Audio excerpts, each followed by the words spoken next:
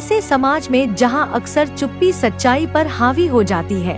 यह अभूतपूर्व पॉडकास्ट उन भारतीय पुरुषों की अनकही कहानियों को उजागर करने का साहस करता है जिन्होंने झूठे आरोपों का सामना किया है। न्याय के लिए एक अथक आवाज विनोद तिवारी द्वारा होस्ट किया गया पॉडकास्ट सामाजिक और कानूनी पूर्वाग्रहों से जूझ रहे लोगों के कच्चे और वास्तविक अनुभवों पर प्रकाश डालता है।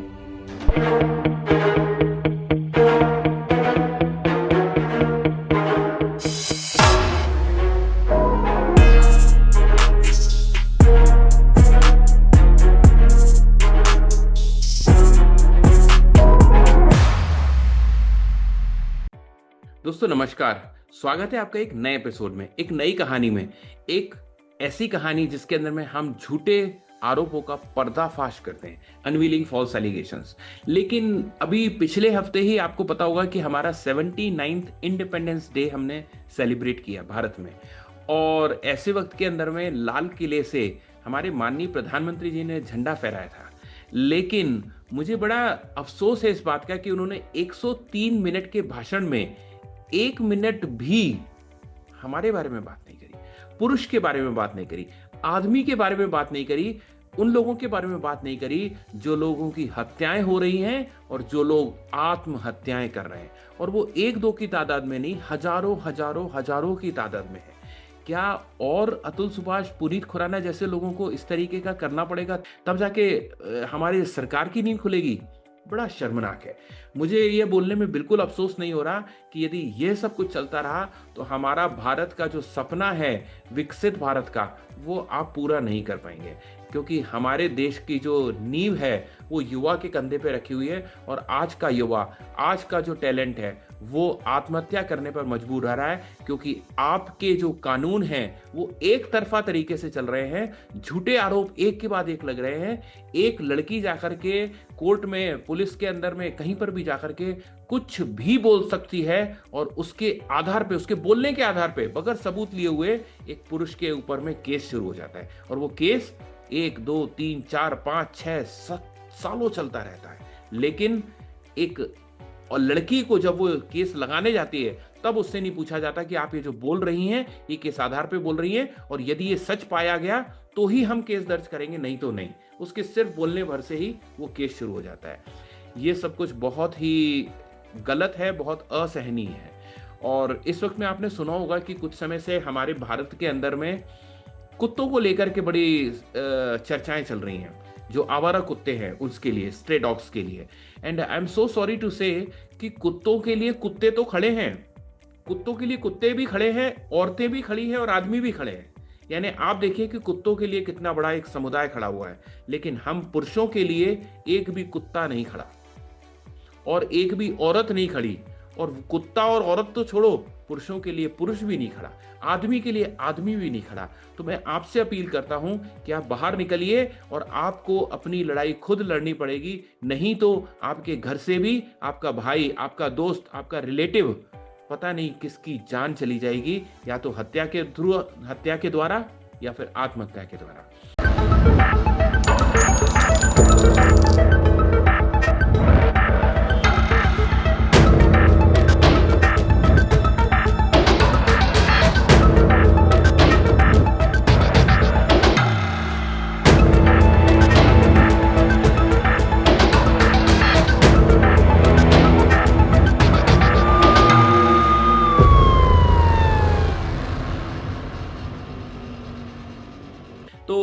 ज़्यादा समय ना वेस्ट करते हुए मैं यहाँ पर डायरेक्टली आपको बताना चाहूँगा कि आज हमारे साथ में जो गेस्ट जुड़े हुए हैं वे दरअसल नवाबों के शहर से आते हैं, उत्तर प्रदेश के अंदर में लखनऊ से आते हैं। और यदि उनका बैकग्राउंड देखें तो वो बहुत ही मेधावी रहे हैं अपनी फील्ड के अंदर में, जो हायर स्टडीज़ के लिए जाते थे, डिफेंस के लिए तैयारी करते थे। लेकिन उनकी ज़िंदगी के अंदर में कुछ मैट्रिमोनियल के इतनी बड़ी प्रॉब्लम्स आई जिसकी वजह से पूरी लाइफ उनकी अप डाउन हो गई। और लेकिन उन्होंने हिम्मत नहीं हारी, उन्होंने अपने आप को संभाला, अपने आप को उठाया, और आज वो न केवल खुद बल्कि हजारों लोगों की मदद कर रहे हैं एक संस्था से जुड़ करके। मैं यहाँ पर इनवाइट करना चाहूंगा कपिल जी को। कपिल चौधरी जी नमस्कार, आपका स्वागत है। कैसे हैं आप? ठीक है सर, बढ़िया। ओके। कपिल जी, सबसे पहले तो हम ये चाहेंगे कि आप छोटा सा अपना परिचय दीजिए कि आप कहाँ से आते हैं, आपका बैकग्राउंड कैसा रहा और शादी के पहले जिंदगी कैसी थी। आपने मेरा आधा परिचय तो दे ही दिया था, नवाबों की नगरी लखनऊ से। ठीक है जी। सर। तो मैं उसी नवाबों की नगरी से हूँ, और एक कहावत है, मुस्कुराइए कि आप लखनऊ में हैं। हाँ, मैंने तो देखा। चाहे जो भी तकलीफ हो, मुस्कुराहट कायम है। हम्म। तो ये बाकी मेरा पुश्तैनी घर बाराबंकी है, वो लखनऊ के जस्ट बॉर्डर पे है, अच्छा और मेरा परवरिश सारी लखनऊ में ही हुई है। अच्छा। तो ये जो भी हमारी इस फील्ड में हमें आना पड़ गया, मजबूरी होती है। जी। अब चले तो कुछ और करने, लेकिन इन केसेस में घिर गए हम। और जब शुरुआत में हुआ तो पता नहीं था क्या होगा। सही एक बात। छोटा सा मैट्रिमोनियल डिस्प्यूट स्टार्ट होता है, और जी। मैट्रिमोनियल डिस्प्यूट को होते हैं, नाम होते हैं कि घर में खाना नहीं बनाना है, या साड़ी नहीं पहननी है, सूट पहनना है। इन चीजों को झगड़ा हुआ, और इनको लिखा गया दहेज मांगते हैं मारते पीटते। ओह my God, oh my God. तो हम ये थोड़ा डिटेल घरेलू से झगड़ा। समझना चाहेंगे ये वाली सब चीजें, पर पहले आपका जो लाइफ में एकेडमिक्स आपके क्या थे, आप क्या करना चाहते थे, और जिंदगी कैसी थी शादी के पहले। जी, शादी से पहले तो संघर्ष था हमारे साथ, तब भी था। अच्छा। तो लेकिन वो संघर्ष तो ठीक है, करियर बनाने के लिए हर लड़का करता है।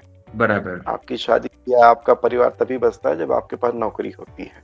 हाँ जी, हाँ ठीक जी। है ना। तो आपके पास अर्निंग सोर्स नहीं है, तो आपको कोई पूछेगा नहीं, लड़के चाहे जितने बड़े हो जाओ आप। तो ये सही। लड़कों के साथ होता है, लड़कियों के साथ नहीं होता है। सही बात है, प्रेशर तो लड़कों पे ही होता है कैरियर। वैसे सही। लड़कों पे ही होता है, ठीक है, वो जी। सबके साथ होता है। सही बात है। तो वो मर्चेंट नेवी में मैंने, क्योंकि फाइनेंशियल थोड़ा दिक्कत थी घर में, तो मर्चेंट नेवी में रेडियो ऑफिसर का कोर्स होता था। वेरी तो गुड। वो मैंने भुवनेश्वर से किया था। अच्छा। एक सर्टिफिकेट ऑफ प्रोफिशिएंसी के नाम से होता था। मैंने सीओपी स्पेशल क्लास और ये चीज है, उसका पूरा हमने कोर्स किया वहाँ पे। अच्छा। और एक बात किस्मत ही रही वहाँ पे कि जब हम पास आउट करके निकल रहे थे, या फाइनल ईयर में थे जब लगभग, तो ये कोर्स ही खत्म हो गया था शिप पर से, रेडियो ऑफिसर का। ओहो, अच्छा। क्योंकि उस समय डिजिटल कम्युनिकेशन आ गया था, तो वो जो है, जो एक वैक्यूम था, हाँ वो जी। खत्म हो गया था। हाँ जी। और ये 96 के आसपास की डेट आ गई थी, जिसमें कि फरवरी 96 की, जब वो पूरे ऑल ओवर वर्ल्ड से मोर्स कोड टेलीग्राफी हटा दी गई थी। अच्छा। तो एक झटका वहाँ लगा मुझको, लेकिन जूझने की ताकत थी। फिर उसके बाद मैंने अपनी आगे की पढ़ाई करी, और उसके बाद फिर एक IBM जैसी कंपनी में मैंने एज ए इंजीनियर, क्योंकि BSc कंप्यूटर साइंस था हमारे पास, तो फिर हमने एज ए इंजीनियर वहाँ पे कुछ ट्रेनिंग ली, और उसके बाद फिर हम IBM जैसी कंपनी के ऑथराइज सर्विस प्रोवाइडर के थ्रू IBM के सर्वर मेंटेनेंस पूरा हम देखने लगे। बहुत बढ़िया। मैं समझता हूँ कि ताज होटल है, सोनी बहुत इंडिया बढ़िया। है, मैं समझता हूँ, हाँ, दुनिया में मतलब IBM का कितना नाम है, भारतवर्ष में कितना नाम है, आप IBM के साथ कनेक्ट होकर के बिल्कुल बिजनेस शुरू कर चुके थे। हाँ, उसके सर्वर वगैरह, और जितने ब्रांड है, हीरो होंडा हो गया, सोनी हो गया, वेब सिनेमा हो गया, ये सब हम वो हमारे पास, इसमें हम देखते थे उसमें यहाँ से। बराबर। फिर शादी कब हुई, और फिर किस तरीके से चेंजेस आने शुरू हुए। शादी हमारी बनी थी फरवरी 1990। अच्छा। और शादी जिस लड़की से भी हुई, वो समझिए बहुत अजीब स्थिति में हुई थी। तो उनके लिए आखिरी बार देखा जा रहा था, मेरे लिए पहली बार देखा जा रहा था। अच्छा। तो ये चीजें जो है आ रही थी सामने। तो खैर हमने उस चीज को, वो लड़की थी मेरे से 3.5 साल बड़ी थी, आप ये समझ। अच्छा। लेकिन सास हमारे यहाँ थी, वो बोली कि, तो शादी हुई, हमसे 3.5 साल बड़ी थी, सब कुछ था, हमने कोई दिक्कत नहीं थी। एक छोटा सा उसमें अंदर ये भी था, वो गवर्नमेंट जॉब में थी। ऐसा नहीं गवर्नमेंट जॉब के हमको और लड़कियों के ऑफर नहीं थे, बट एक होता है किसी की शादी नहीं हो रही लड़की की, इस वजह से कि उसकी नाक का थोड़ा ऑपरेशन हुआ था। अच्छा, कहते यही थे। अच्छा अच्छा। तो कोई शादी नहीं कर रहा था। मैंने कहा, मैंने भी मना किया था, मेरे से बड़ी थी, मैं नहीं करूंगा। लेकिन सास हमारे यहाँ तो काफी आई थी, तो उनकी बात को फिर रखते हुए शादी कर ली। अच्छा। मेरी माँ ने भी पसंद किया था, दोनों सास बहू में निपट जाए, फिर बाकी हस्बैंड को ज्यादा कोई मतलब रहता नहीं है। हाँ जी, हाँ जी। तो वही सोच के किया था। हाँ हाँ। चली 1.5 साल 2 साल 3 साल चली, लेकिन डिस्प्यूट आरंभ यही हो गया था। वो जॉब में थी, उनका ये कहना था कि जैसा उनका भी क्या, उनके घर वालों का मेन दबाव ये था कि जैसा मैं कहूँ ऐसा करिए, नहीं तो फिर देख लेंगे। अच्छा। अब जिस समय उनकी जॉब थी वो करीब डेली वेजेस पे थी, उस समय उनकी 1996 की बात कर रहे हैं। हाँ जी। तो उस समय उनकी सैलरी वही 1140 रुपए थी। अच्छा। और हम उस समय 2,500 से 3,000 5,000 के बीच में लगभग हमारी अर्निंग थी। वेरी तो गुड। एक था, हमारा भी अपना था, ऐसा नहीं था। तो लेकिन धीरे धीरे हमारा बिजनेस है, जाहिर बात है थोड़ा सा दिक्कतें आती हैं। उस समय बिजनेस में डेटा प्रोसेसिंग का जॉब कर रहे थे पूरा। अच्छा। सारा कंपनी, सारा जो आपका है उसका ऑल ओवर इंडिया जितना ट्रांजेक्शन होता है उसको हम कंप्यूटराइज करते थे किसी एजेंसी के थ्रू। वो वहां पे डिस्टर्बेंस पैदा हुआ, बिजनेस हमारा डाउन कर गई एकदम से। और हमारे लिए भी बच्चे भी, इसी बीच बच्चे हुए। हमारा एक बेटा था 1.5 साल का।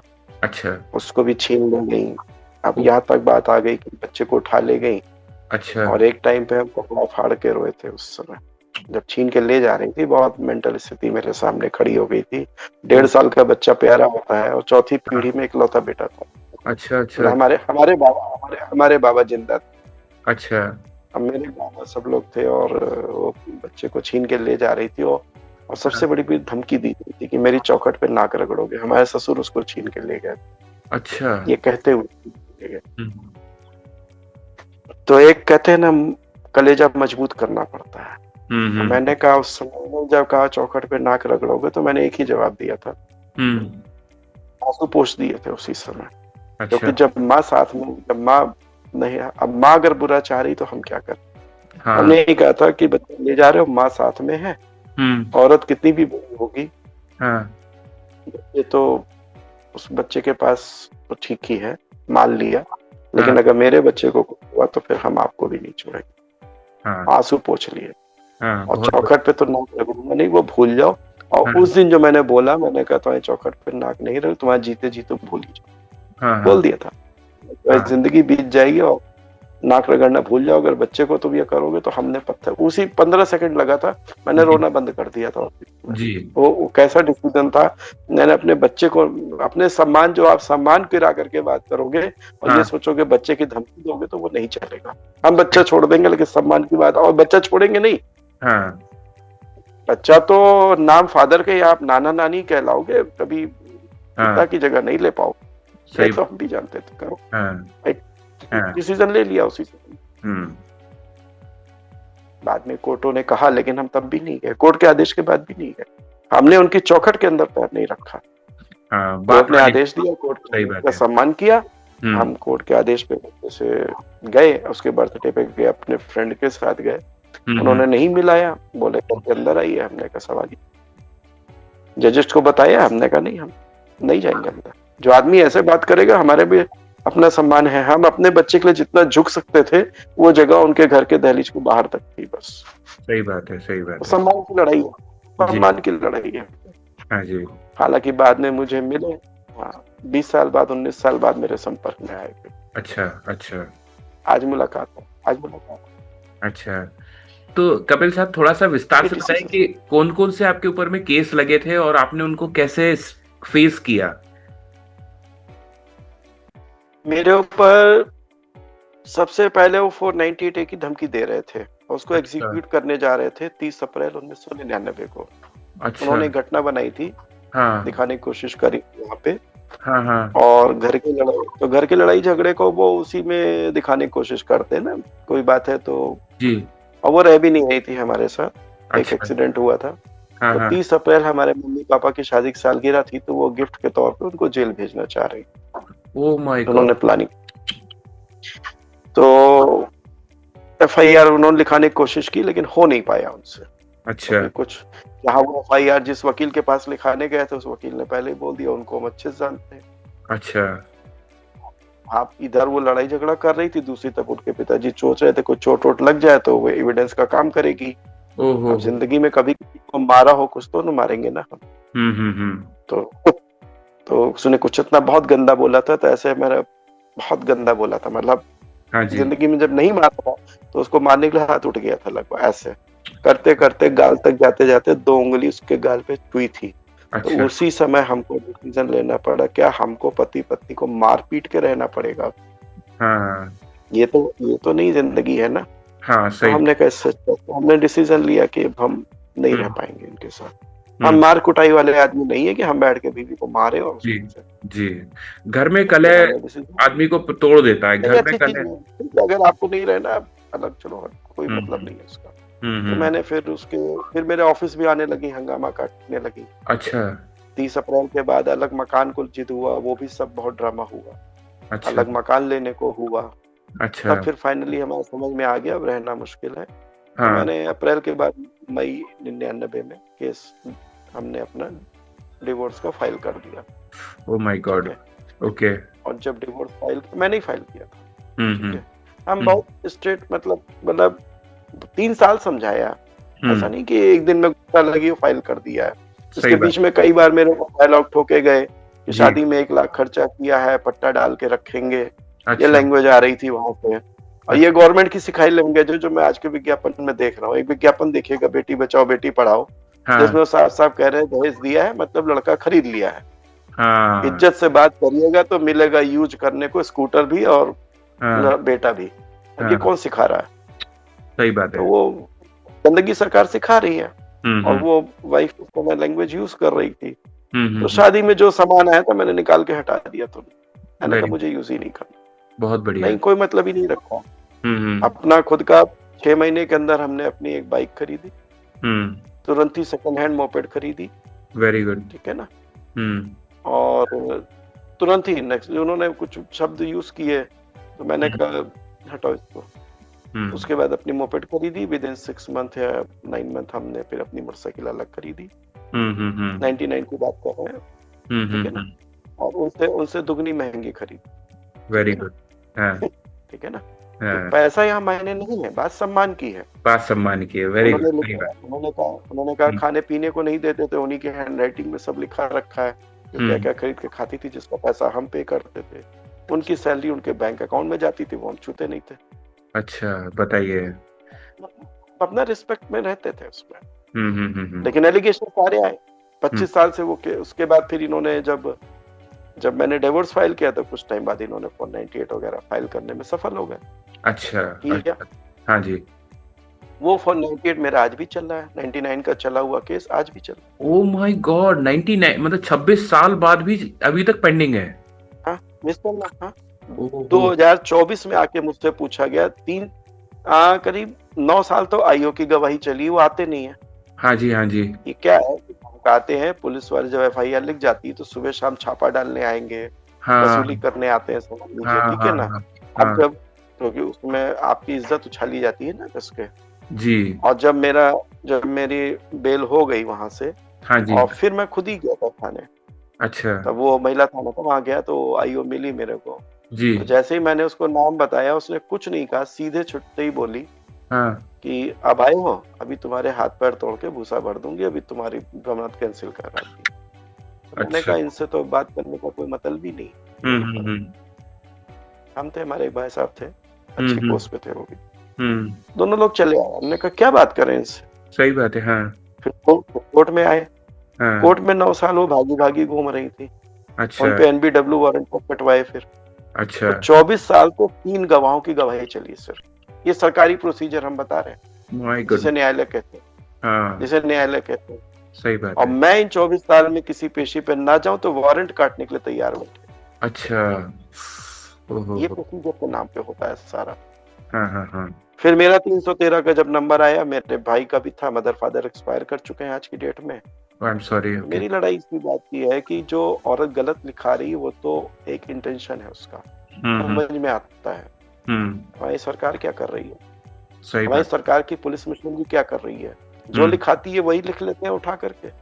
आंख मीच करके, सही आज बात। आज जो मेरी लड़ाई है उसी आईओ से ही है। जी। अच्छा। आज मेरी लड़ाई उसी आईओ से है कि बीवी ने जो लिखाया सो लिखाया। हाँ जी हाँ जी। आपने इन्वेस्टिगेशन में क्या किया ये बताओ मेरे को। वेरी गुड, वेरी गुड, मेरी सही बात। जिंदगी तबाह करने वाली आप हो। वेरी गुड, बिल्कुल सही। 90% केसेस में आईओ मालूम है क्या लिख देते हैं? महिला पक्ष उठा के पूरा छाप देंगे। अच्छा। और लड़के पक्ष को लिख देंगे कि इन्होंने बयान देने से मना किया।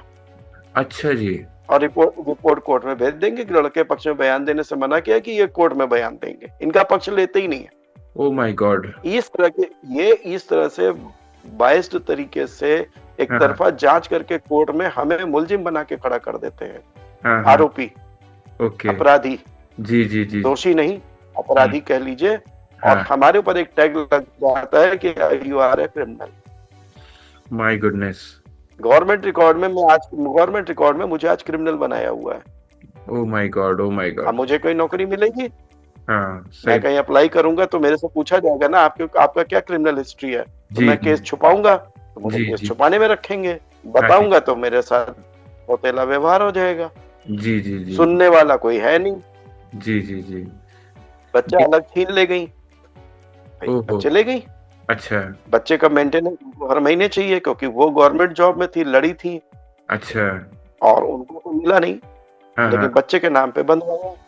अच्छा। मतलब उस समय 2,500 सैलरी दिखाई थी मैंने, 2,500 में से 1,000 रुपए मेंटेनेंस बंधा था बच्चे के नाम पे। अच्छा अच्छा। 2 बच्चे थे, 500 करके बांधा गया। बाद में एक बेटी भी हुई थी। अच्छा अच्छा। तो कहने का मतलब है, मेंटेनेंस देने में अगर आपने देरी कर दी, जी जी जी, अगर फ्राइडे के बाद सैटरडे है, हाँ, और सैटरडे मुझे 10 तारीख तक जमा करना है और 10 तारीख को सेकंड सैटरडे है, हाँ जी, तो 12 तारीख को 11 तारीख को मेरे को सजा देने को बैठे हुए कि इसको पकड़ लो। हाँ, इस मामले में तो तेज है। हाँ, और जब बच्चे से मिलने को, तो मैंने सन 2000 में एप्लीकेशन लगाई थी। हाँ जी। और वो 2014 तक नहीं डिसाइड हो पाई। अरे बाप रे। मैंने इतना मांगा था कि कस्टडी मदर के पास है, मुझे एक विजिटेशन राइट कर दीजिए, हाँ और जी, एक डेट फिक्स कर दीजिए। हाँ जी। वो डेट नहीं फिक्स हुई। अरे राम। और एक बार हाई कोर्ट से ऑर्डर कराया था, तो उस अपनी प्रोग्रेस दिखाने के लिए मुझे 7 जुलाई 2006 को 1 घंटे के लिए बच्चे को देखने को मिला। अच्छा। अपनी बेटी को, मैंने 7 साल की बेटी को पहली बार देखा था। अरे बाप रे। जिसका गुजारा भत्ता हम देते आए थे। हाँ, और उसके बाद उस बेटी को मैंने फिर काफी टाइम बाद जा करके 17 साल या ऐसे कुछ एज में जाकर देखा। अच्छा अच्छा अच्छा अच्छा। तो मेरे लिए हमने दोस्तों, मैं यहाँ पर ये बताना चाहूंगा कि यदि मैं इनकी कहानी को, अभी तक की कहानी को समराइज करूं, तो कपिल जी ने किस तरीके से एक महिला जो कि इनसे बड़ी भी थी और उनके इतने रिश्ते आते थे, वो बता रहे कि उन्होंने कई रिश्ते देखे थे। मेरे लिए पहला रिश्ता था, लेकिन उनके लिए मैंने उसको आखिरी बनाया। उन्होंने उसके साथ में शादी ब्याह रचाया, सब कुछ बढ़िया से चलता था। इनकी इनकम उस वक्त में, उनकी गवर्नमेंट जॉब की जो इनकम थी, उससे भी 3 गुना के ऊपर थी। उसके बावजूद भी कपिल जी की कमाई से घर चलता था, और उनकी कमाई खुद के लिए बैंक में जाती थी, जैसे इन्होंने बताया। इसीलिए उनकी अपनी जगह, मेरी अपनी जगह थी। हाँ, मतलब महिलाओं की जितनी कमाई होती है वो घर की नहीं होती। महिला पैसा कमाती है तो वो खुद का होता है, और उसको लगता है कि अब मैं पैसा कमाना सीख गई तो मैं इंडिपेंडेंट हो गई। लेकिन आदमी पैसा कमाता है, नहीं, ये फैसला मेरा ही था कि उनके पैसे पे मैं नहीं, उनके पैसे मैं नहीं खाता, उनके पैसे पे मैं नहीं जीऊंगा। वो एक सेविंग थी, सम्मान वाली बात है। हाँ, मेरे पैसे से घर का खर्चा चलता, मैं बचत 0 थी मेरे पास। ये बचत जो थी उनकी सैलरी के रूप में, वो बैंक में सेव थी, जो मैंने ये मान के करी थी कि आगे बच्चों के काम आए। बहुत सुंदर, एक अच्छा विचार था ये और उसके बावजूद मुझे अभी भी आश्चर्य हो रहा है कि कहाँ 1999 और अभी 2025 में हम बैठे हैं, और इस वक्त में 26 साल हो गए, और अभी भी इन्हें हमारी यहाँ की जो बोलना चाहिए अंधी न्याय व्यवस्था है, जो शासन प्रणाली है, जो पुलिस प्रणाली है, आईओ सिस्टम, ये जो बता रहे हैं, सबकी आंखों पे पट्टी बंधी हुई है। और किस तरीके से एक व्यक्ति को आज तक परेशान होना पड़ रहा है। 26 साल एक छोटा वक्त नहीं होता है, और हर तारीख पे जाना, मानसिक उत्पीड़न लेना अपने बिजनेस के अंदर में, हर जगह में, इट इज नॉट इजी। इसके लिए सचमुच कौन जिम्मेदार है, मैं पूछना चाहता हूं लोगों से। कपिल जी, बहुत, यानी आपने किस तरीके से झेला होगा उसको तो हम कुछ सोच नहीं सकते, लेकिन ये सब चीजों को आपको शक्ति कहां से मिली? हाँ, पावर कहाँ से मिली आपको? शक्ति सर एक ही चीज होती है। मेरा नाम कपिल मोहन चौधरी है। हाँ जी। मुझे कोई किसी नाम से और पुकारता है कि आपका नाम जावेद आलम है, या आपका नाम राम रहीम है या राम प्रसाद है, सही तो बात। वो बकता रहे, मैं उसका क्या इलाज करूं? हाँ वो बोलता है कि आप ये हो वो हो, तो हाँ मेरे पास उसका कोई इलाज, मेरे पास अपना आधार कार्ड है, मेरा बर्थ सर्टिफिकेट है, मेरे सारे डॉक्यूमेंट्स है, मेरा नाम कपिल मोहन है। ये चीज चेक करने में अगर आपको 24 साल लगते हैं तो उसका गलती मेरे को कहां से है बताओ? बहुत सुंदर, सही तो बात। कॉन्फिडेंस ये है कि मैं सही हूं अपनी जगह, हाँ सामने वाला मुझे मजबूर दिखता है, सामने वाला मुझे लगता है कि जैसे वो बड़ी जी। खराब नियत से बैठा रहे। मेरे हम्म। से जब बात होगी तो वैसे ही होगी। मेरा नाम कपिल मोहन, ना मैं शराब पीता हूँ, ना मैं गाली बकता हूँ, ना मेरे मुंह से माँ बहन की गाली निकलती है, ना बताइए मैं किसी तरह का मतलब सिगरेट, पान, बीड़ी, शराब, चरस, जी, गांजा कुछ नहीं है मेरे पास। बताइए बताइए। ऐसा व्यक्ति, उसके ऐसा बावजूद व्यक्ति भी मेरे मिलना। पर एलिगेशन आ रहे हैं। हाँ। मेरे को जुआरी शराबी बता के ही मुझसे बच्चे छीन लिए गए। कोर्ट में कहा गया ये अच्छा। जुआरी शराबी अय्याश है हाँ। और ये दारू पी के घर में बवाल करते हैं, इसलिए बच्चे इनसे इनको ना दिए जाए मिलने। ये वहां पे कोर्ट में उन्होंने लिख के दिया। अरे राम। मैंने भी कुछ नहीं किया, वो कॉपी निकाली, जाके मोहल्ले में बांट दी, सारे मोहल्ले वालों ने लिख के दिया, जो जानने वाले सबने लिख के दिया, कोर्ट हाँ। में एफिडेविट लगा दी। बहुत। मगर उस कोर्ट को एफिडेविट देखने का किस टाइम नहीं है। हाँ सही बात है, सही बात है। हम क्या कर सकते हैं? हम यही तो कर सकते थे। नहीं, कितनी बड़ी बात है, आपने मोहल्ले से विटनेस दे दी इतने सारे लोगों हमने लिख को। तो दिया, तो आज भी हम चैलेंज करते हैं, हम आज भी चैलेंज करते हैं। जी जी। इतने साल बीतने के बावजूद भी मेरे को किसी ने शराब पीते देखा हो, मैं हाँ, कहीं मारपीट करते दिखा हूँ, या किसी को मैंने जी गाली दी हो, या शराब पी के झूमता दिखा हूँ कहीं जी आपको, तो जी कोई जी। मेरे को बताए मोहल्ले। और मेरे पिताजी को भी लिखाया, वो तो हमसे नहीं, भी ज्यादा आप, सीधे समझिए। आपकी शरीफता का मजाक उड़ाने वाली वो होती कौन है? इतना बड़ा इल्जाम कैसे लगा दिया? सबसे बड़ी बात तो तो ये है। सरकार ने छूट उस दे रखी ना, उसकी हर बात मानने को बैठे हैं सरकार। आंख मीच मतलब ये करके लास्ट टाइम कहने, किसी पर भी, मुझे किसी के भी मुंह मुझे पे वो कालिक पोत दें। मुझे जज साहब से यही पूछना पड़ा कि जज आप है कि ये है? हम्म। सही बात है। मुझे अपने बच्चे से मिलना है, मैंने आपको एप्लीकेशन दी है, और जी। जज कहते हैं जब ये बताए, जब ये आएगी बोलेगी तब देंगे। तो मैंने कहा फायदा क्या फिर? हाँ आरोप देख लीजिए, मेरिट चेक ही नहीं करनी है। हाँ 14 साल बीत गए, बच्चा बालिग हो गया, बात खत्म हो गई, उस मुकदमे का अस्तित्व खत्म हो गया।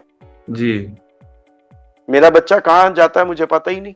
ओ माय गॉड। बड़ी मुश्किल से उसको ढूंढा, फिर जाके मैंने ढूंढा, बच्चे से संपर्क किया, फिर बच्चे भी देखिए, हाँ हम तो चलिए फादर हैं, एक हाँ बच्चे से पूछिए, हाँ। जो बच्चा स्कूल जाता हो जी। और उससे बच्चे पूछते हो तुम्हारा बाप कहाँ है, सही बात है। उस बच्चे को भी समझ के देखिए। हम तो चलिए हम आदमी है, कोई तरह से रह लेंगे, उस बच्चे से पूछिए, हाँ, वो अपनी मम्मी से यही सवाल करता है पापा कहाँ है। सही बात है, सही। उसके दिल अब पे क्या गुजरी वो होगी? बच्चा बगैर बाप के बड़ा हुआ, हम्म। जिंदा बाप के रहते भी वो इस तरह से बड़ा हुआ, यतीम की तरह पला, उसको सही क्या बात। बीती होगी? हाँ बिल्कुल बिल्कुल, हम्म। ये सारी चीजें। कपिल जी, हमें पता लगा कि आप कुछ संस्था के साथ में जुड़ करके बहुत सारे लोगों की अभी मदद करते हैं, अपने आप को भी संभाल रहे हैं, अपने केस भी संभाल रहे हैं, अपना काम धंधा भी, और साथ में कुछ इस तरीके का भी। तो हम चाहेंगे कि थोड़ा सा उस बारे में प्लीज बताएं। सर देखिए, जब मेरे ऊपर एक केसेस हुए, मैट्रिमोनियल केसेस 12 हुए थे उस समय। 12 केसेस हुए थे? 12, अभी तो सर मेरे ऊपर इस समय 46 केसेस हैं, 46 के आसपास हो चुके अरे बाप रे, अरे बाप रे। हैं। हम कैसी जिंदगी चल रहे हैं मैं बता नहीं सकता। Oh my her God. कदम पे लुटेरे बैठे हैं, हाँ हर कदम पे आपको छीनने वाले बैठे हैं, चाहे गवर्नमेंट हो चाहे प्राइवेट हो। हाँ। बिजनेस का भी यही हाल बना हुआ है। अरे राम। अब ये लगता है कि या तो सुसाइड कर ले आदमी, हाँ। तो सुसाइड तो करने वालों में नहीं है वो, नहीं नहीं, बिल्कुल ठीक कभी है नहीं ना? सोचना ऐसा। तो भूल जाइए। हम्म। हाँ, जाते जाते भी अगर में जितनी दम है हाँ और जी, हाँ जितनी जी। मेरी क्षमता है, हम्म। मैंने अपने आप को मरा हुआ ही माना है। मैं हम्म। जिंदा में नहीं गिनता अपने आप को। सही बात। मेरी स्थिति वो नहीं, मेरी जगह कोई भी हो, मेरे मकान पे कब्जा, मेरे जमीन पे कब्जा, अच्छा। कचहरियों में, मतलब 12 मुकदमे तो मैट्रिमोनियल के थे, सब खत्म हो गए उधर के। हाँ एक जी। बचा है 498 है। अच्छा ठीक है? अच्छा, हाँ। इसके अलावा बाकी मुकदमे SC/ST एक्ट, 307 की धारा, जमीन पे कब्जा, अरे राम। तहसील की, पुलिस की, सबकी जो मैं तमाशा देख रहा हूँ, हाँ। ऐसा लगता है कि साहब आप ठीक हो, बात सही है, लेकिन हम मजबूर हैं। अच्छा अच्छा अच्छा। ये जो हम मजबूर हैं वाली भाषा सुनते हैं ना जब हम, हाँ बड़ी जी। तकलीफ होती है सही बात है, कि सही। जेल भेजने की तो पूरी पावर है आपके पास, सही बात है, लेकिन जब हम लेके हम अपनी जमीन के पेपर दिखा रहे हैं, सब कुछ दिखा रहे हैं, जी। मुझे मेरे बाबा को मरा घोषित करके जमीन बेच दी गई। ओ हो, बताइए। ठीक है ना? हाँ, हाँ, अदालतों से पेपर बदल दिए जाते हैं। हमारी लड़ाई अपोजिट पार्टी से नहीं हो रही है, हाँ, हमारी लड़ाई कोर्ट से हो रही है, सही बात है। कोर्ट के बाबुओं से हो रही है, पेपर्स बदल दिए जा रहे हैं। हाँ, हाँ, हाँ, हाँ, हाँ। तो ये सब चीजों को देखते हुए, लेकिन हम तब भी नहीं दब रहे, क्योंकि एक अरे! चीज का हम साफ है, हम एक हुँ, चीज पे कॉन्फिडेंट है, हुँ, गलत अगला है। हुँ, हमारी बात का वो जवाब नहीं दे रहा है। हुँ, वो हुँ। कोई अभी 46 मुकदमों में किसी ने ये नहीं कहा कि आप गलत हो। अच्छा। हाँ, मतलब गलत शुरू में वाइफ ने एक आध में लगाए, बाकी जगह पे वो गलत नहीं साबित कर पा रहे हैं। हाँ जी, हाँ वो जी। पेपर्स में बदमाशी करके गायब करके इस पे उतर आए हैं। अच्छा, अच्छा।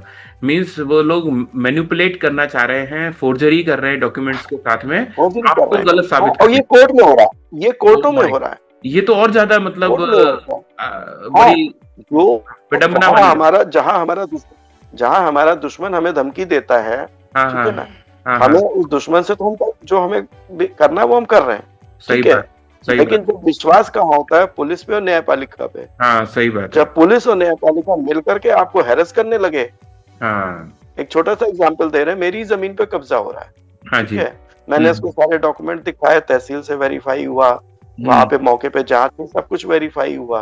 हुँ, हुँ। अपोजिट पार्टी ने मिल करके मेरी जमीन पे कब्जा करने की कोशिश की, कुछ अच्छा, कब्जा भी किया, अच्छा, और पुलिस ने मेरे ऊपर, मेरी वाइफ के ऊपर 107-16 लगा दिया, अच्छा। दोनों पे लगाया। लेकिन उसको कब्जा करने दे रहे हैं, और मैं कुछ बोलूं तो मेरे, मतलब मेरी वाइफ जो बाराबंकी में मुश्किल से 8-10 बार ही गई होगी, हाँ, उसको भी हाँ। अपराधी बना खड़ा कर दिया। हाँ, हाँ, हाँ, हाँ, हाँ। अब मैं अपनी जमीन पर अगर लड़ने जाता हूं जी, तो वो तो बैठे ही हैं। सही बात है, सही बात है, तो सही। मैं सामने देखता हूँ कब्जा हो रहा है, लेकिन अब क्या बोलूं। मेरा मकान 2005 में मैंने बनाने की कोशिश की, उसका पूरा सामने का हिस्सा बंद कर दिया, ओहो! आज भी पड़ा है, मैं अच्छा। रह भी नहीं पा रहा हूँ बाराबंकी में। ओह my God! Oh my God! ऐसी परिस्थितियां बना के खड़ी की हैं बहुत। कि हाँ, किसी दिन जैसे अतुल सुभाष ने बनाया ना सुसाइड से पहले, हुँ। कभी मन करता है कि बैठ के सारे 46 मुकदमों की हिस्ट्री लिख डालूं, नहीं, नहीं, दिमाग पजल्ड हो ऐसा जाता है। हाँ, ऐ नहीं, हुँ, मरूंगा नहीं, निश्चिंत रहिए। हाँ, जिस ऐसा दिन मरना होगा ना, सही बता रहा हूँ, उस दिन हाँ, सब बेच बाच के रख दूंगा, हाँ। इनके लिए कुछ नहीं छोड़ूंगा। ठीक है ना? नहीं, कपिल और जी बेच आपकी बाच के हिम्मत देख कर के। सिस्टम से लड़ने में नहीं, हाँ, देखिए, इसी सिस्टम से लड़ने में लगा दूंगा। और हाँ, भगवान की दुआ से 1-2 करोड़ की हैसियत है, ऐसे भी हल्के में नहीं है, लेकिन ब अगर 1-2 करोड़ 5 करोड़ लगा दिए ना, तो हाँ, फिर स्थितियां पलटने में देर भी नहीं लगेगी। सही बात है, सही बात है, सही बात है। अभी हम बिल्कुल, चाहते हैं कि सिस्टम में रह के काम करें, सिस्टम सही से बात। बात करके करें, लेकिन सिस्टम उसको, जो आप नियम से बात करते हैं तो वो आपको बेवकूफ की तरह ट्रीट करता है। हाँ, वो बेवकूफ़ की तरह ट्रीट करते हैं, सही बात है। तो कपिल जी हम आपसे जानना चाहेंगे कि ये जो आपके 12 मुकदमे थे जिसमें से एक तो अभी पेंडिंग भी है, तो जो 11 मुकदमे हैं इसमें आपने किस तरीके से अपने आप को निकाला, बरी करवाया और जीता? थोड़ा-सा बताइए।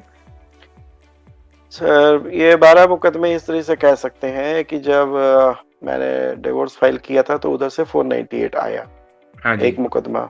हुँ, इसके बाद इन्होंने, वाइफ ने अपने भरण पोषण के लिए खर्चा मांगा, सरकारी नौकरी होने के बावजूद भी इन्होंने अपने भरण पोषण के लिए अच्छा, सेक्शन 24 में वकील के खर्चे के लिए पैसा मांगा। अच्छा, तो वो केस डिसाइड हुआ और इनको पैसा नहीं मिला वहां पर। अच्छा। एक मुश्त 1,500 रुपए एक बार दिलवा दिया जज साहब ने, बाकी कोई भी इनको खर्चा वेरी नहीं गुड, मिला। अब वेरी बच्चों गुड। के लिए मांग रही थी तो वो मिला नहीं, क्योंकि सेक्शन 24 में होता नहीं है बच्चों के लिए।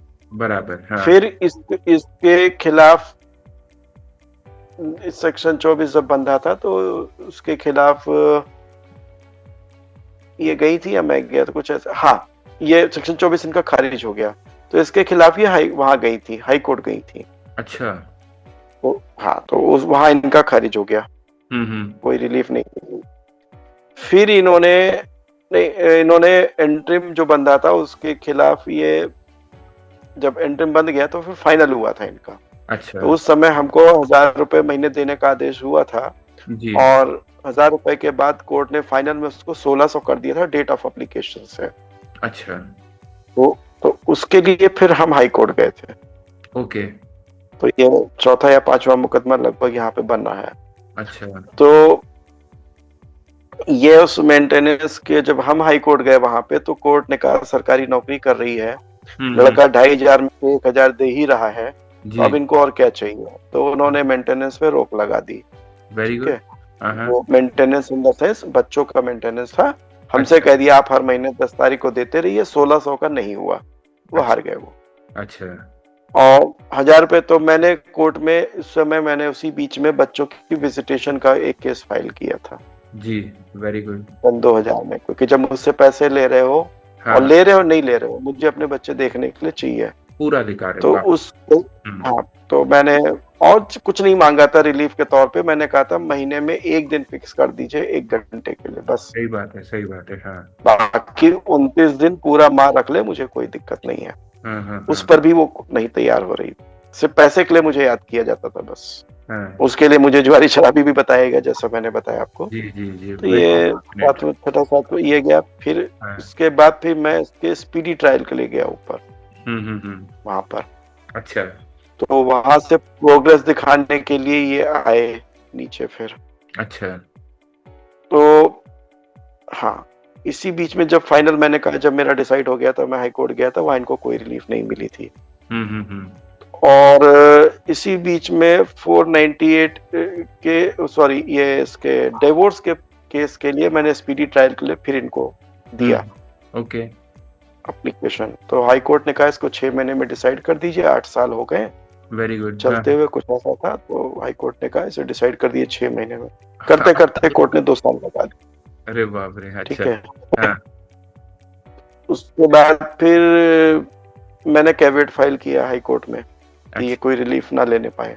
तो फिर ये मैडम हाई कोर्ट गई वहां पर कि डिवोर्स गलत हुआ और ये वो है। तो हाई कोर्ट ने कहा 10 साल का कंटेस्टेड मुकदमा है और मेंटल क्रुएल्टी कपिल मोहन ने प्रूफ करी है कि आपने करी है कपिल मोहन के ऊपर, ये क्रुएल्टी प्रूफ हो गई थी। Very good. तो ये सारे मुकदमे फिर खत्म हो गए। अच्छा। तो उसमें इनको कोई रिलीफ नहीं मिली। Very good. और नीचे से लेके हाई कोर्ट तक लगभग ये हर मुकदमा लड़ी है। अच्छा। तो हाई कोर्ट तक वो जीती नहीं है। लास्ट तक उनको कुछ नहीं मिला, क्योंकि बच्चे हैं तो मेरी बच्चों के प्रति कभी नेगेटिव थिंकिंग रही नहीं। तो बच्चों के नाम पे जमा होता रहा, मैं देता रहा। एक लड़ाई जरूर लड़ी हर पेशी पे कि मुझे मेरे बच्चे देखने के लिए क्यों नहीं अलाउ किए जा रहे। सही बात बस, जो कि पूरा अधिकार है उसमें से। हाँ, पूरा अधिकार था, लेकिन नहीं देखने को दिए, सिर्फ पैसे के लिए। यही तो हमारी लड़ाई के साथ 14 साल में, मेरे ऑन रिकॉर्ड सारी चीजें हैं। 14 साल में आप डेट नहीं फिक्स कर पा रहे हो कि एक फादर अपने बच्चे से 1 घंटे के लिए मिलना को मांग रहा महीने में, और कुछ नहीं मांगा मैंने। महीने में 30 दिन होते हैं, 30 दिन में से मैंने 29 दिन पूरे आपके पास है, बचे 24 घंटे में से सिर्फ 1 घंटा बच्चे के लिए मांगा, वो भी आपसे अदालत से नहीं दिया जा रहा है। मुझे सिर्फ इसलिए याद करते हो कि तुम बाप हो, आके पैसा दो। तो बस मतलब पिता की जिम्मेदारी इतनी है कि बस वो एटीएम मशीन बने, बस पैसे देते रहो, बस फीड करता रहे और फीड भी करे, ये दैट कि वो जॉब में भी है तो भी। ये अदालतों से माइंडसेट बैठा हुआ है। सही बात है, सही बात है। दिमाग में वो बैठा हुआ है, बस उसी के अकॉर्डिंगली आंख मीच करके चलता है। माँ है तो बस वही ठीक है, फादर है तो मिस गलत है, और अगर फादर है तो उससे पैसे ले लो। अब तो लॉ यहाँ तक कि बच्चा किसी और से पैदा कर लाएगी तो भी आपको पैसा देना। Oh my God, yes you are right. अभी इस वक्त में जो आया है लॉ कितना अनफॉर्चुनेट है। और कितना लॉ नहीं, वो पहले भी था, लेकिन तब जरा दबी चीजों में था, अब खुल के आने लगी चीजें थोड़ा सा। जी, वो सेक्शन 125 में धर्मज या अधर्मज बच्चा है तो अभी मेंटेनेंस पति देगा। उसमें लिखा कुछ चीजें, मतलब से मेंटेनेंस लॉ ही है, तो 80% ठीक लिखा है, लेकिन उसका पालन या उसका जो क्या बोलते हैं इम्प्लीमेंटेशन है, वो सही नहीं है। उसको कैसे पढ़ा, इम्प्लीमेंटेशन भी नहीं, उसको कैसे मतलब पढ़ा जाता है, अंडरस्टैंडिंग नहीं एक और अच्छा वर्ड है उसके लिए, उसकी हाँ इंटरप्रिटेशन जो है वो दूसरे ढंग से होता है। अब एक वाइफ के लिए लिखा है कि वाइफ को a person having sufficient means, यानी पहले हस्बैंड के पास मींस हो, और उसके बाद लिखा है पर्सन, लिखा है वहां कुछ, ठीक है, और मिलता वाइफ को है, लेकिन आगे एक लाइन और लिखी है, a wife who is unable to maintain herself. जी, एक लाइन उसके आगे लिखी हुई है जी, ये कोई नहीं देख रहा है। सही अब अनेबल का मतलब है महिला होना अनेबिलिटी नहीं है आपकी। सही बात है, सही लेकिन देना है, लोग इसी में अब को आप पढ़ाओ तो नाराज हो जाते हैं। हाँ। 125 में ही एक जगह और जहाँ बच्चे की आती है बात, तो वहां लिखा है अनेबिलिटी जो डिफाइन है कि फिजिकली मेंटली अगर कोई बीमारी है, कोई है, तभी उसे डिसेबल माना जाएगा, अदरवाइज नहीं माना जाएगा। वो लिखा हुआ है, उसी धारा में लिखा है नीचे। बिल्कुल सही है। जब अनेबल किसे कहते हैं वो लिखा है, तो वाइफ के लिए अनेबिलिटी में वो कहाँ चला जाता है। लेकिन साहब महिला है, आपको देना, शादी करी है आपने, शादी का अपराध किया है, 2 पैसे, बस सीधी सी बात चल रही है।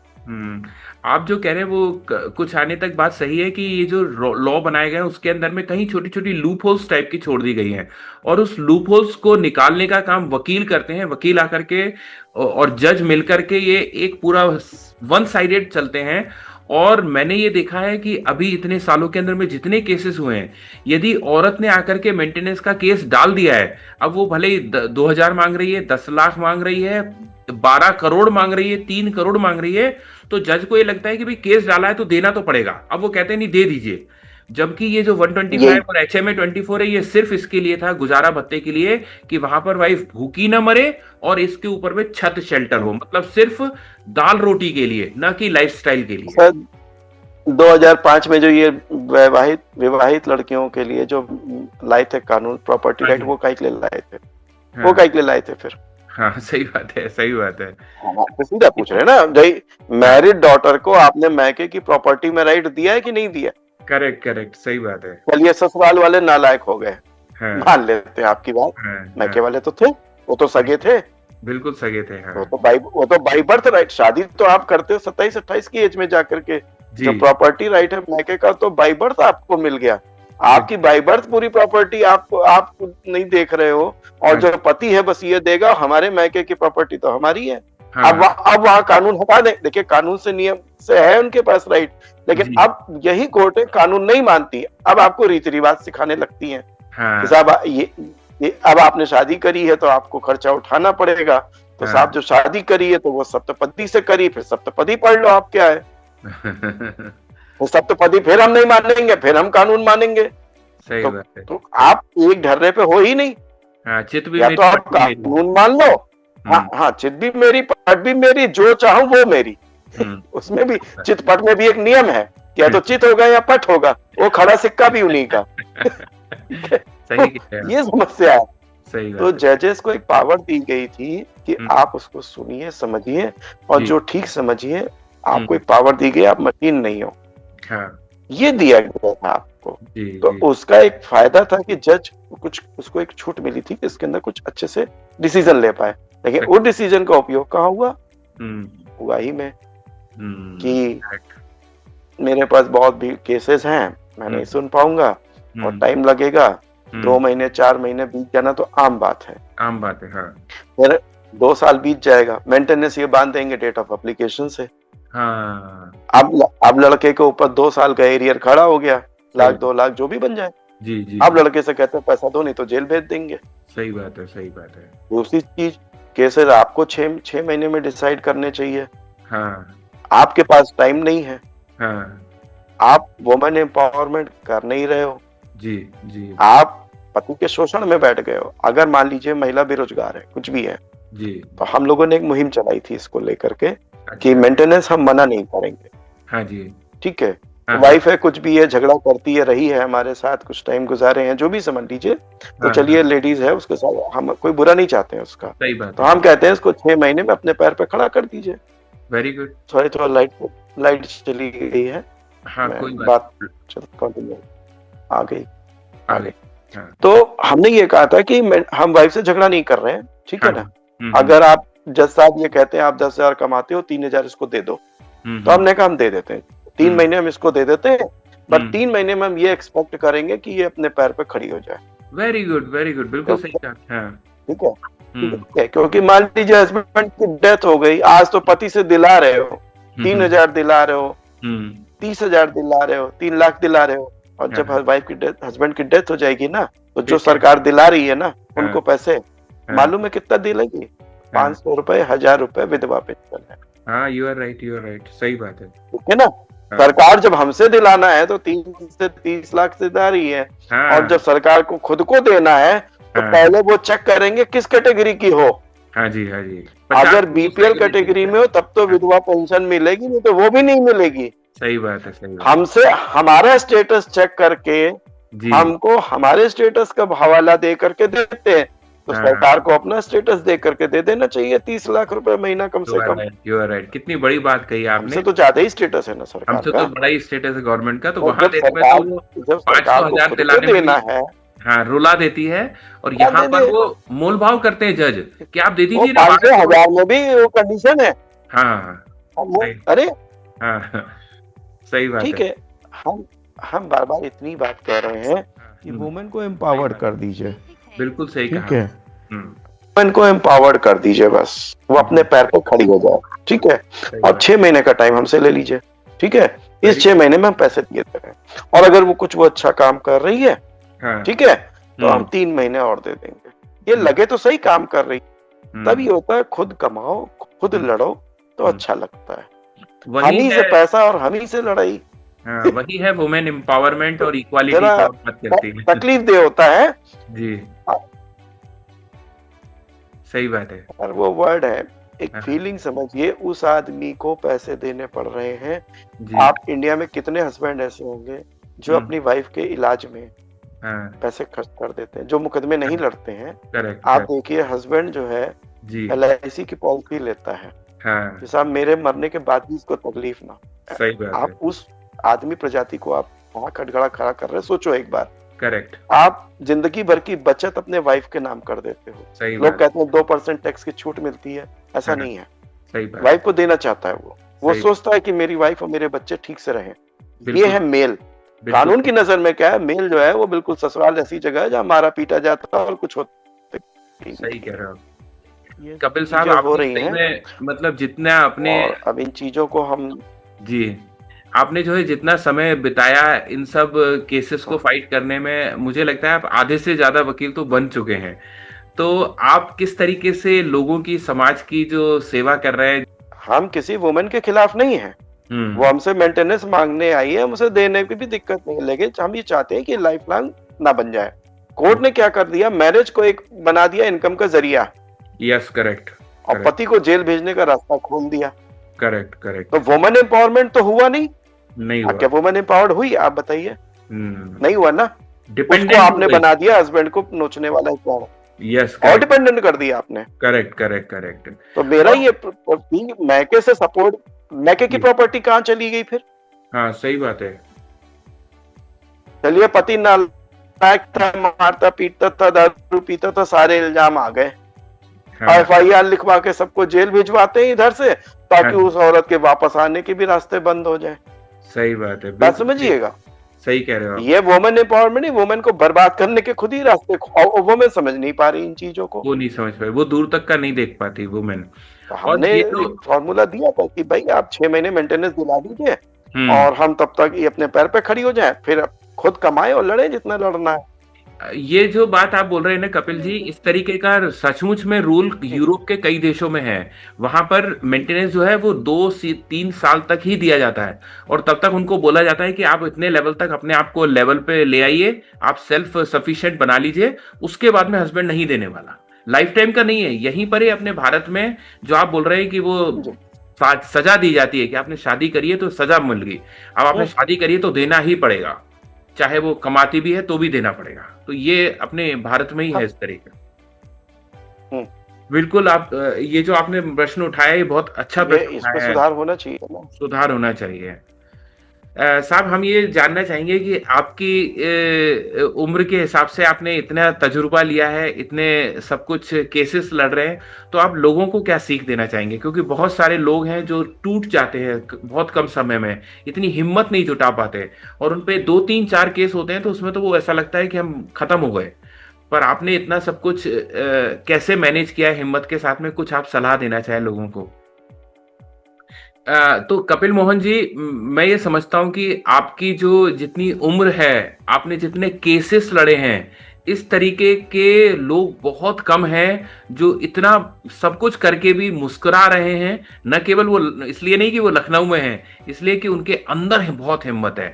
तो मैं आपसे ये पूछना चाहूंगा कि आप लोगों को क्या सलाह देना चाहेंगे, क्योंकि कई लोग हैं जो बहुत जल्दी टूट जाते हैं। तो प्लीज उनके लिए कुछ आप दो शब्द बोलिए ताकि उन्हें हिम्मत आए।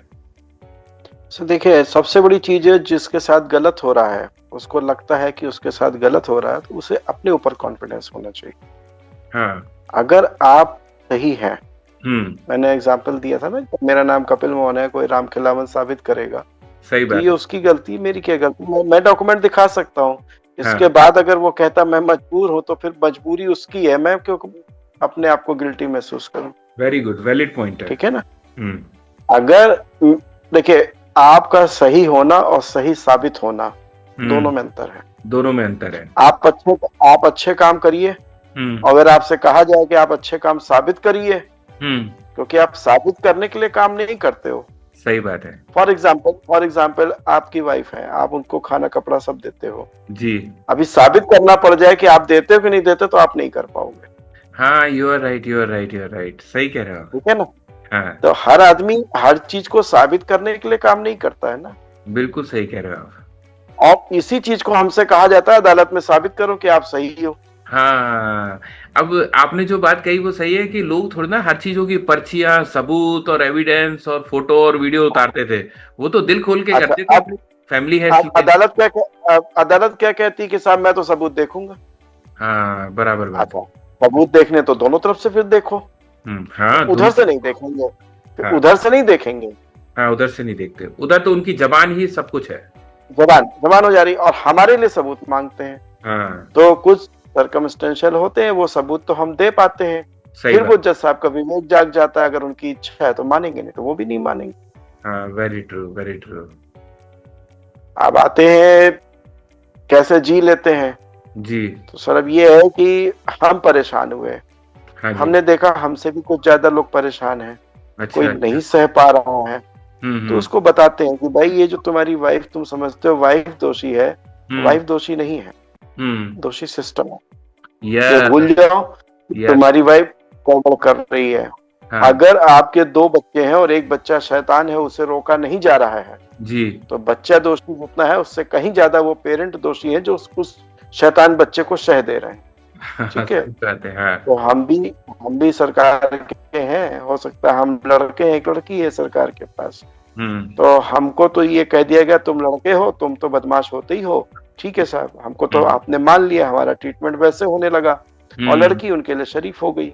हाँ। अब 100 में से 99 केस में झूठे पाए जा रहे हैं, साबित हो गया है।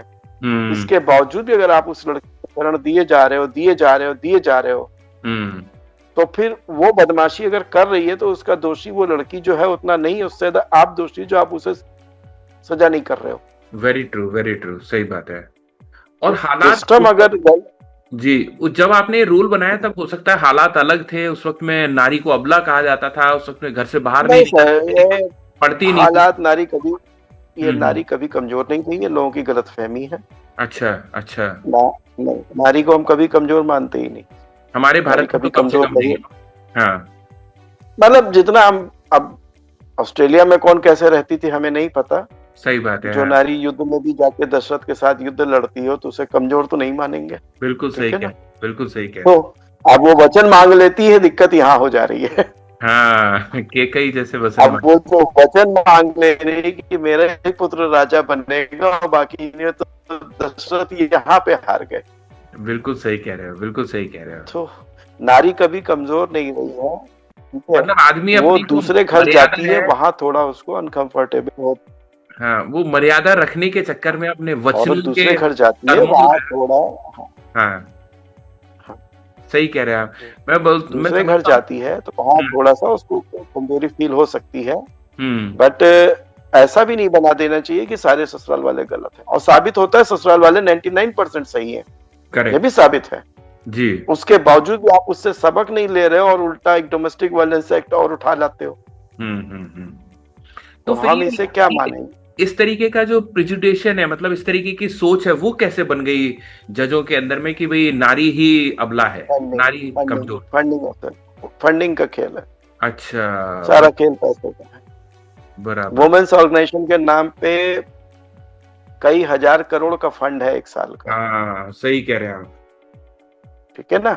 अगर एक महिला एफआईआर लिखाती है रेप केस की तो उसे कुछ लाख रुपए दिए जाते हैं, कुछ अच्छा। हजार रुपए दिए जाते हैं। अच्छा। अगर मेरे सामने का एग्जाम्पल बता रहे हैं आपको, एक महिला गई हाँ। प्रोबेशन विभाग में, उसने कहा कि मुझे कुछ मेरे पति बीमार हैं और मुझे कुछ ऐसी चीज योजना दी थी जिससे मैं कुछ काम कर सकूं।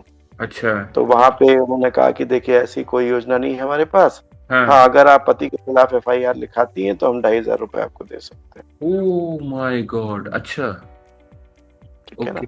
अगर कोई औरत गवर्नमेंट के पास जाए, बोली मेरे पति बीमार हैं हाँ और हाँ। मैं कुछ इनको सहयोग करना चाहती हूँ, मुझे कुछ लोन दे दो या कुछ ऐसा दे दो, तो उसको नहीं जी। मिलेगा आसानी से। अच्छा। आसानी से नहीं मिलेगा। हाँ लेकिन अगर पति के खिलाफ, ससुराल वालों के खिलाफ एफआईआर लिखाई जाए तो हाँ। वो कहीं जाने की जरूरत नहीं, घर बैठे कॉल कर दे, पुलिस आके खुद ही दर्ज कर लेगी। Oh my God, you are right, you are right, you are right. अगर आपकी सिस्टर आपके खिलाफ लिखाना चाहे तो गवर्नमेंट घर आके लिखा लेगी। लेकिन अभी आपके ऊपर केस दर्ज हो जाए, आपकी बहन पे केस दर्ज हो जाए, तो आपकी बहन की नहीं सुनेगी वही सरकार, वो हाँ, थाने जाएगी नहीं। ऐसे केसेस तो देखे। ये सुनते किसकी है? जो घर तोड़ रही है। करेक्ट। नाम ये देते हैं कि वो कमजोर है, हकीकत ये वो घर तोड़ रही है। करेक्ट। हाँ जी, हाँ जी, हाँ जी। तो आपको तो क्या ये लगता है इन वुमेन्स के कानूनों नाम में पर, बदलाव की जरूरत है, राइट? इन कानूनों में ऐसे बदलाव की जरूरत है कि ना महिला का कोई सम्मान कम घटे, अच्छा। उसके साथ भी न्याय हो, और हाँ आदमी के साथ भी न्याय हो, और हाँ। वो कंट्री के लिए प्रोग्रेसिव हो। वेरी गुड, वेरी गुड, बहुत अच्छी सोच है। और एग्जाम्पल हमने दिया था कि जब आप मेंटेनेंस की बात करते हैं, लड़ाई झगड़े की उत्तराधिकार की बात करते हैं, तो हमने 2 प्रपोजल दिए थे। एक तो मैरिज की लाइफ आप 15 साल कर दीजिए बराबर। और विदाई करिए 18 साल में। अच्छा, बहुत विदाई सुंदर, करिए 18 साल में। बहुत सुंदर। और हाँ, मैरिज की मतलब हम ये नहीं कह रहे 15 में कर ही दीजिए, लेकिन एज घटा दीजिए, उसे मिनिमम एज। 15 कर दीजिए। क्यों? हाँ जी। हाँ, 15 कर दीजिए, ताकि इधर उधर जो भटक रही हैं लड़कियां हैं, जी लड़के जो भी भटकते हैं, तो जी। ये भटकाव खत्म हो जाए। ज्यादा भटकोगे, शादी कर दी जाएगी, सही हो जाएंगे। ठीक है ना। करेक्ट। लेकिन फिजिकल रिलेशन आपको 18 के बाद ही अलाउ होगा। पहली वेरी चीज ये। Very good. दूसरी चीज, लड़का लड़की का प्रॉपर्टी राइट इक्वल है। ठीक है। लेकिन इससे डिस्टर्बेंस ये हो रहा है कि मैरिड डॉटर्स क्लेम कर दे रही हैं आज की डेट में। हाँ। तो वो भी अभी खेतों में भी शुरू होने जा रहा है। अच्छा। और स्टेट में है, यूपी अच्छा। में भी काफी दबाव है कि अच्छा। प्रॉपर्टी राइट एग्रीकल्चरल लैंड में भी दे दिया जाए। मकान ओके। वगैरह में है। अच्छा। एनओसी मांगते हैं ना, वो फादर खत्म होते हैं तो सिस्टर से एनओसी ली जाती है ना आज की डेट में। ओके। ओके। एनओसी क्यों ली जाती है? हाँ, इसीलिए। क्योंकि हक है उनका, हक है उनका। हम्म लेकिन गवर्नमेंट बगैर एनओसी के हम्म। बहन का हक त्याग नहीं मानेगी। लेकिन अच्छा। यहाँ मेंटेनेंस के केस में साहब बगैर हक त्याग के उसका पहले त्याग मानने बैठे हुए। सही बात है, सही बात है, सही बात है। तो ऐसे केस में हमने कहा था यूसीसी के माध्यम से कि महिला को, जो पढ़ी लिखी है, उससे भूल जाइए कि वो महिला है। ठीक है ना। एक फादर के 2 बच्चे हैं। हाँ। वो महिला भी हो सकता है, पुरुष भी हो सकता है। बराबर। जो उस परिवार में रह के जिम्मेदारी निभाएगा, हाँ। वो विदा होके नहीं जाएगा। वेरी गुड, बहुत सुंदर, बहुत और सही। वो नौकरी करेगा, चाहे बेटा हो चाहे बेटी हो। करेक्ट। और जो उस घर से विदा होके जाएगा, उसे उसकी प्रॉपर्टी वैल्यू का 1/3, 20% जो भी ठीक समझा जाएगा, वो उसे दिया जाएगा। ये सुझाव था मेरा। वो उसको दिया जाएगा गृहस्थी दूसरे घर जाके बसाने के लिए।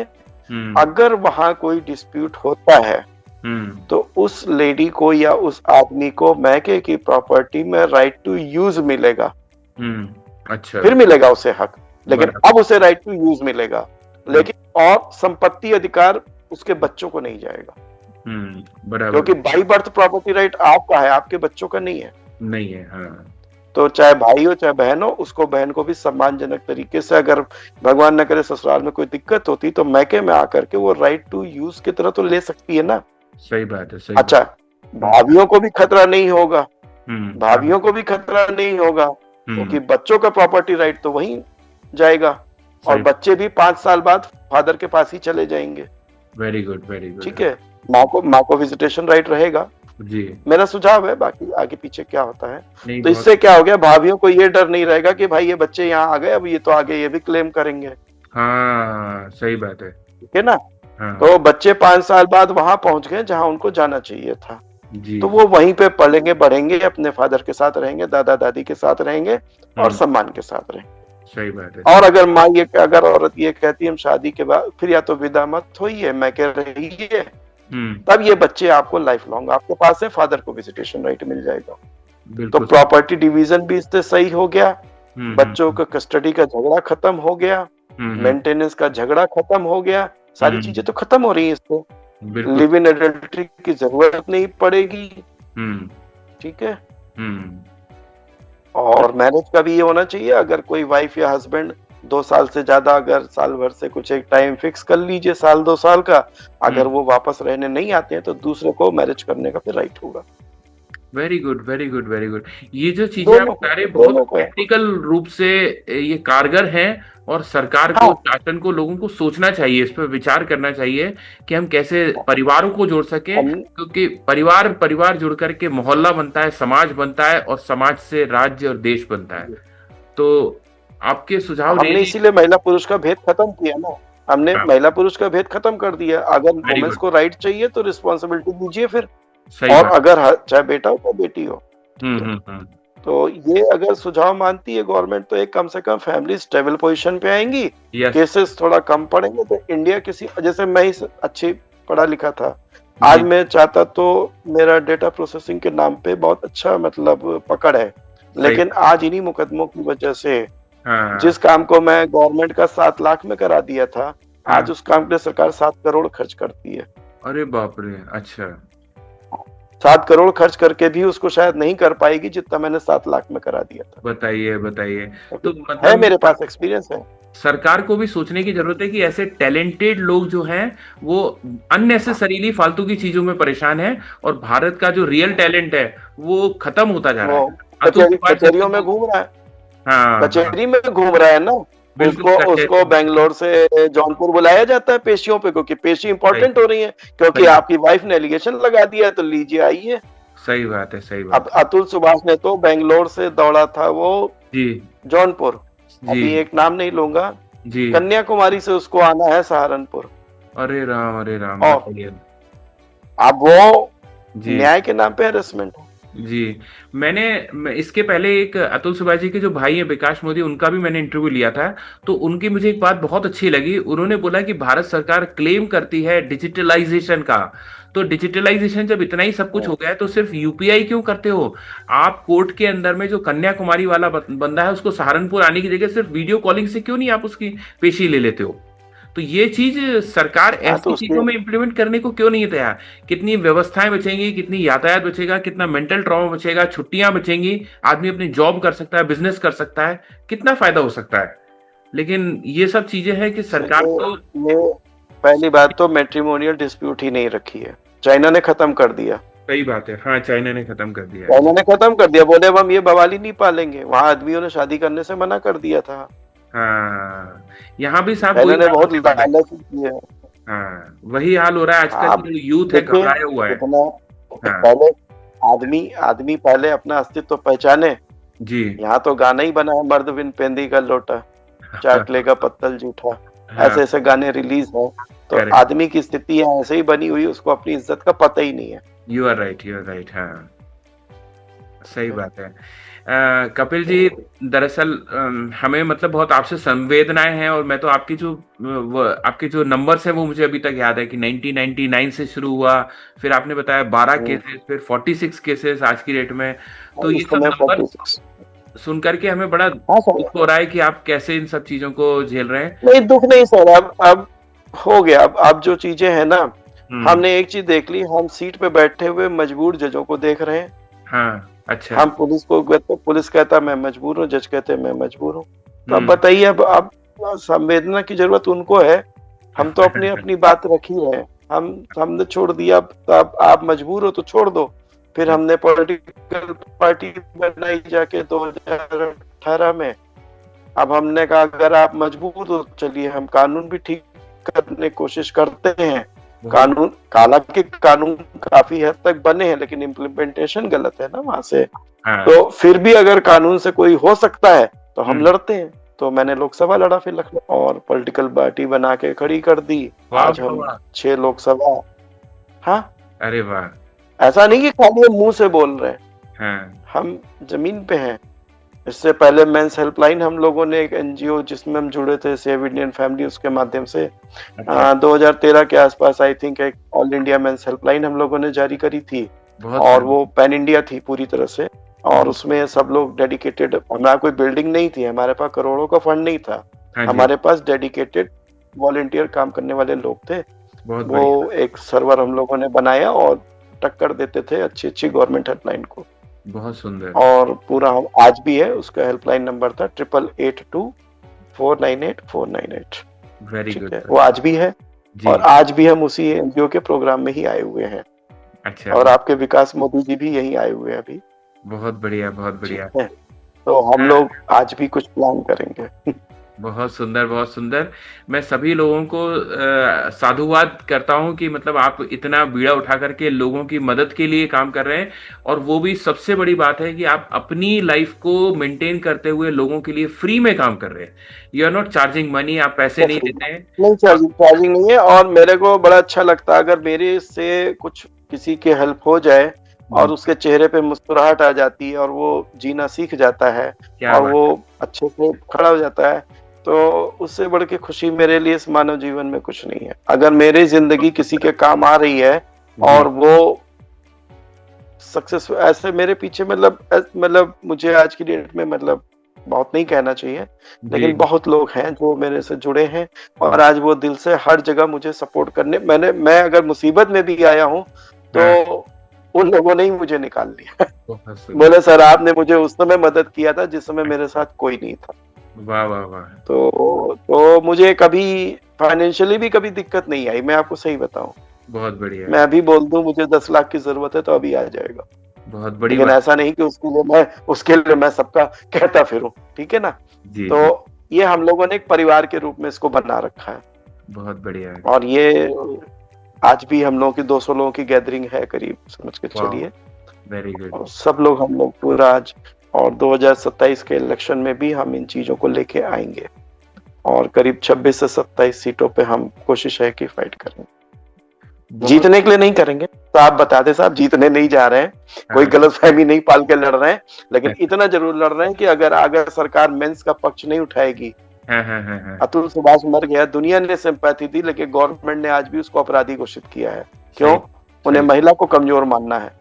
वो महिला को ही कमजोर माने बैठे हैं, जबकि वो अच्छा खासा नाच नचा रही है, सिस्टम भी नाच रहा है, लेकिन उसके बावजूद भी अगर वो, तो सरकार कहती है हम नहीं बोल पा, अगर आप नहीं बोल पा रहे तो हम बोल रहे हैं।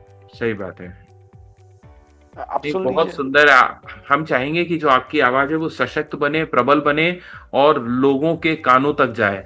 न यदि समाज और लोग नहीं, यदि शासन नहीं सुन पा रहा, गवर्नमेंट नहीं सुन पा रही, तो मैं चाहता हूं कि दुनिया के जो, भारत के जो 140 करोड़ लोग हैं उनको समझ आनी चाहिए, लोगों को समझ में आनी चाहिए कि आज किस तरीके से नंगा नाच चल रहा है, किस तरीके से करप्शन चल रहा है, किस तरीके से एक व्यक्ति विशेष को, मतलब एक जाति विशेष को बस सपोर्ट करके और बाकी दूसरे व्यक्ति को पूरा परेशान किया जा रहा है।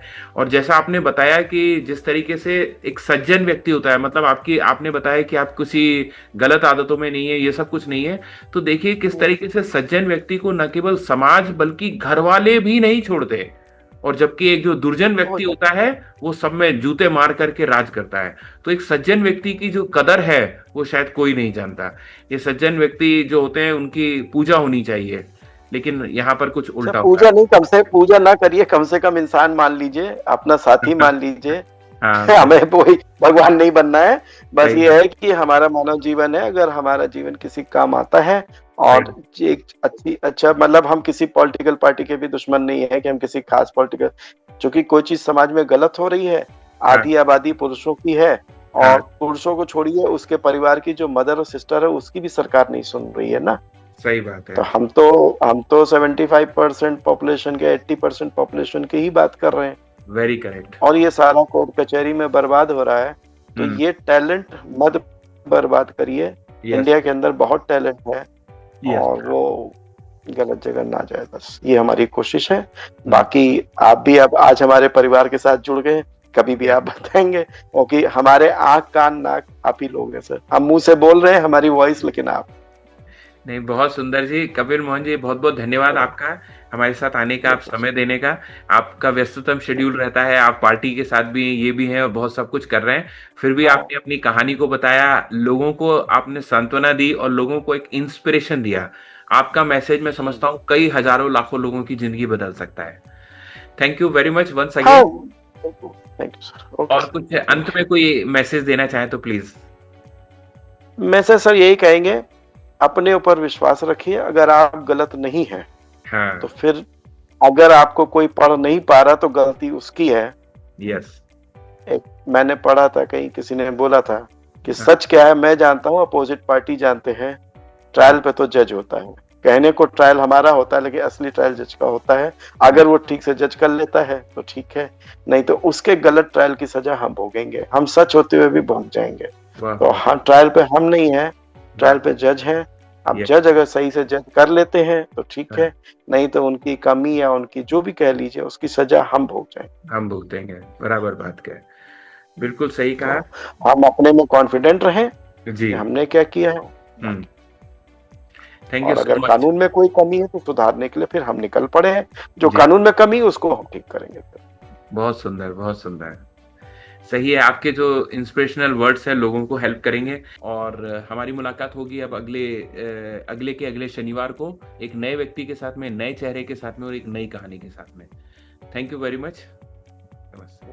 थैंक यू दोस्तों, इस एपिसोड में बस इतना ही। और हाँ, मैं जाते जाते आपको बोलूंगा कि मैंने इतनी मेहनत करके इस एपिसोड को बनाया है, किसी व्यक्ति ने इतनी मेहनत करके अपनी स्टोरी को जज्बे के साथ में आपके साथ शेयर करिए। अब आपका धर्म बनता है कि आप इसे कम से कम उन लोगों को साथ शेयर करिए जिससे उसकी जिंदगी में बहार आ सके, जिससे उसकी जिंदगी में कोई फायदा हो सके, कुछ उसको बेनिफिट मिल सके और वो आदमी आत्महत्या करने पर मजबूर ना हो। तो please share this message across. Thank you so much.